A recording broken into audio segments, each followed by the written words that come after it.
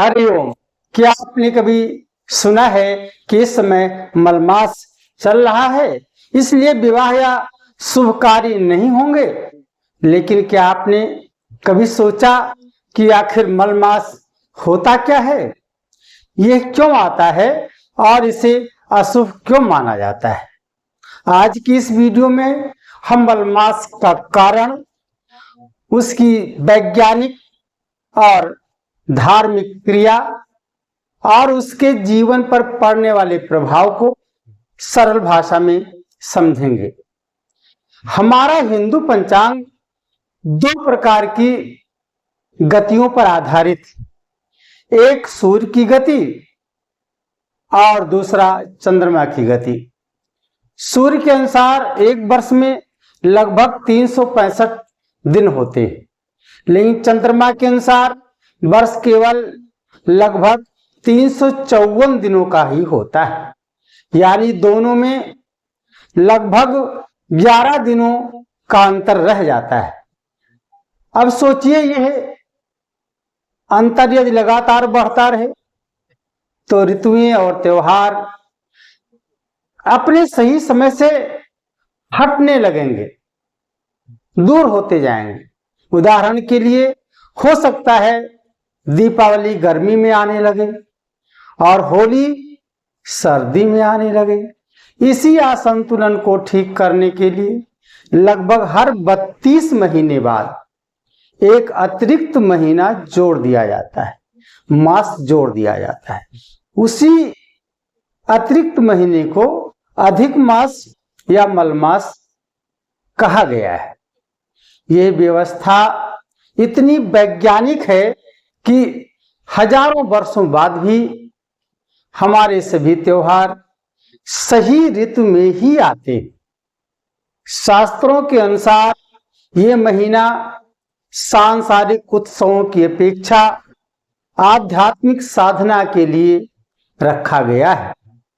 कहा जाता है कि जब सभी महीनों को देवताओं के रूप में स्वामी मिलने लगे तो इसे कोई देवता लेने को तैयार नहीं था।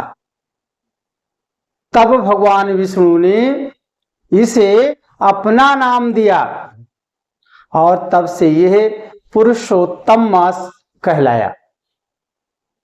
इसी कारण ये महीना भगवान विष्णु की उपासना, जप, तप, दान, कथा और आत्मचिंतन के लिए अत्यंत शुभ माना जाता है।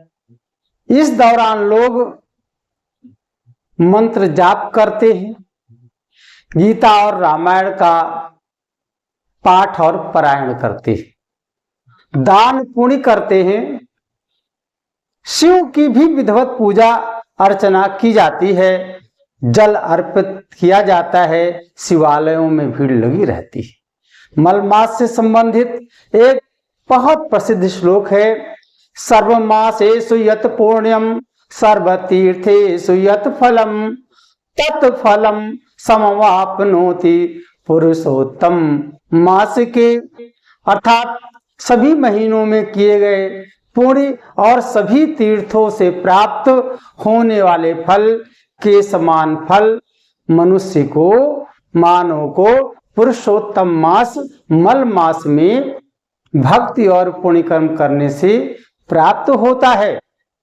एक और प्रसिद्ध श्लोक है, सुने, मासानां श्रेष्ठो अधिको मासः विष्णुना परिकीर्तितः तस्मिन् दानं जपो होमः अक्षयम परिकीर्तितम। अर्थात अधिक मास सभी महीनों में श्रेष्ठ। भगवान विष्णु ने स्वयं इसकी महिमा कही है। इस महीने में किया गया दान, जप और हवन अक्षय फल को देने वाला होता है। मलमास हमें एक गहरा संदेश देता है। आज की भाग दौड़ भरी जिंदगी में मनुष्य केवल बाहरी सफलता के लिए दौड़ रहा है, भागम भाग कर रहा है, लेकिन मलमास कहता है थोड़ा विश्राम कीजिए, अपने भीतर देखिए। ये महीना हमें आत्मनिरीक्षण का अवसर देता है। जैसे मशीन को समय समय पर विश्राम चाहिए, सुधार चाहिए, ग्रीसिंग चाहिए, वैसे ही मनुष्य के मन और आत्मा को भी शांति और साधना की आवश्यकता होती है। इसलिए मलमास को आत्मिक उन्नति का महीना कहा गया है, माना गया है। अब आप समझ गए होंगे कि मलमास कोई डरने या अशुभ मानने की चीज नहीं, यह प्रकृति और समय के संतुलन का अद्भुत विज्ञान है और आत्मा की शुद्धि का पावन अवसर है। यदि इस समय हम समय को भक्ति, ध्यान और अच्छे कर्मों में लगाएं तो ये महीना जीवन में सकारात्मक परिवर्तन ला सकता है, ऊर्जा से भर सकता है। यदि आपको यह जानकारी अच्छी लगी हो तो ये वीडियो को लाइक करें, अपने मित्रों के साथ साझा करें